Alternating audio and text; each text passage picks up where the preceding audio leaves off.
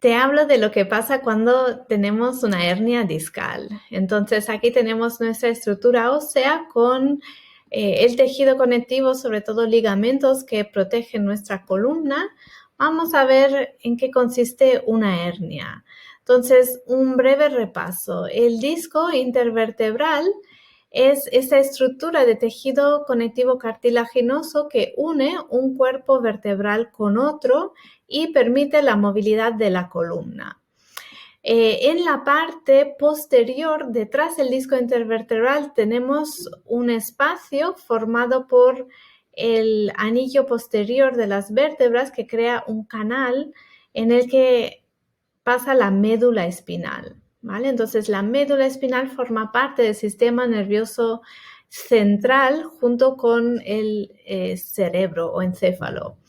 Y el sistema nervioso periférico son nervios que salen desde la médula a través de estos espacios que hay lateralmente entre vértebra y vértebra. De aquí sale lo que se llama la raíz nerviosa que se bifurca y se dirama y viene a inervar los músculos, los órganos y la piel, los diferentes tejidos del cuerpo.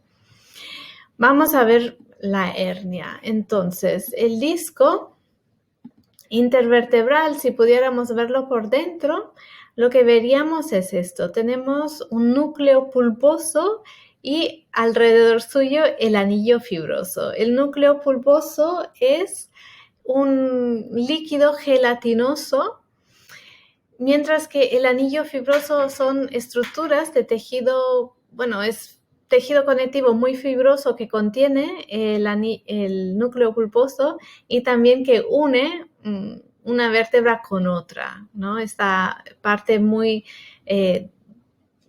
resistente del tejido conectivo se encuentra en el anillo fibroso.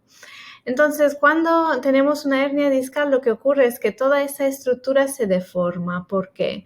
Se deforma porque se crea una fisura en el anillo fibroso y esa fisura viene penetrada por el líquido del núcleo pulposo. Imagínate que la columna está bajo compresión y sostiene mucho peso, por tanto, si esta parte gelatinosa y líquida está comprimida desde arriba, entonces el líquido se introduce en la fisura, en la parte débil del anillo fibroso y deforma el borde del anillo, creando una hernia.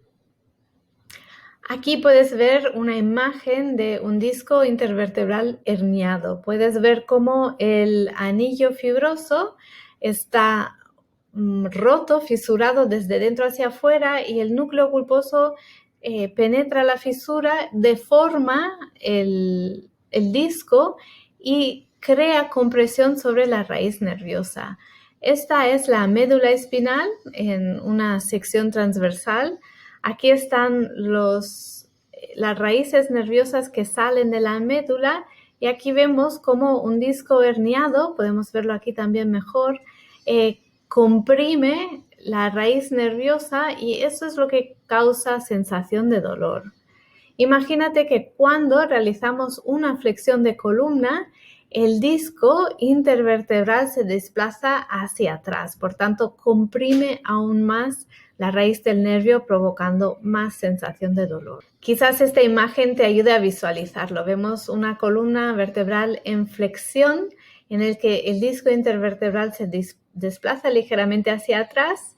Este disco es sano, por tanto no comprime el nervio que pasa por ese agujero, ¿vale? Y en la postura de extensión ocurre lo contrario. El disco se desplaza ligeramente hacia adelante. En flexión, el espacio entre las vértebras se hace un poco más grande, el espacio lateral, pero cuando el disco está herniado, ocupa ese espacio, comprime la raíz del nervio y causa dolor. Entonces, volviendo a nuestro esqueleto, puedes entender quizás mejor ahora en qué consiste una hernia y por qué provoca dolor en flexión. Quiero mostrarte ahora qué músculos vamos estirando cuando realizamos posturas de flexión hacia adelante.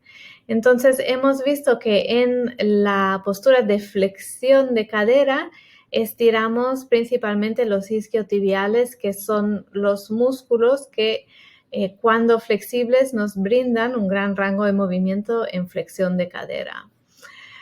Mientras que cuando realizamos la flexión de la columna, lo que vamos estirando son estos músculos de aquí, nuestros músculos paravertebrales, o el grupo muscular que se llama erectores de la columna, que son músculos cuyas fibras son perpendiculares al suelo o paralelas a nuestra columna. Es decir, las fibras musculares, la podemos ver aquí dibujadas, se mueven de abajo hacia arriba. Por tanto, cuando flexionamos la columna, esas fibras se tienen que elongar, alargar, mientras que cuando contraemos la columna realizando una extensión, estas fibras se acortan.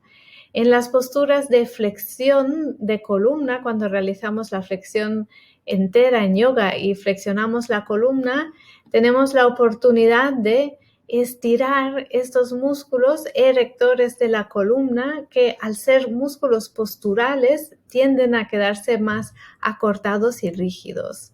Son posturales los músculos que encontramos en la parte posterior del cuerpo y trabajan de manera involuntaria adaptándose a nuestros movimientos.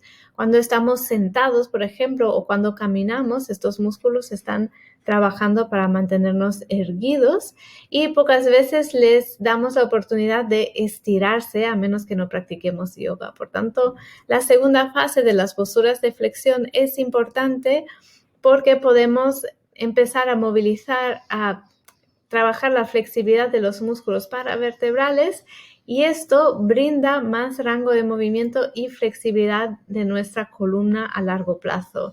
Del mismo modo que estirar y flexibilizar los músculos isquiotibiales aumenta el rango de movimiento de nuestra cadera. Por tanto, cuando realizamos posturas de flexión en yoga, es importante si tenemos la columna sana, si no tenemos hernias, es importante poder realizar también la flexión de columna para estirar los músculos erectores de la columna junto con los isquiotibiales, los cuales nos brindarán flexibilidad y movilidad a largo plazo, tanto en la columna como en la cadera.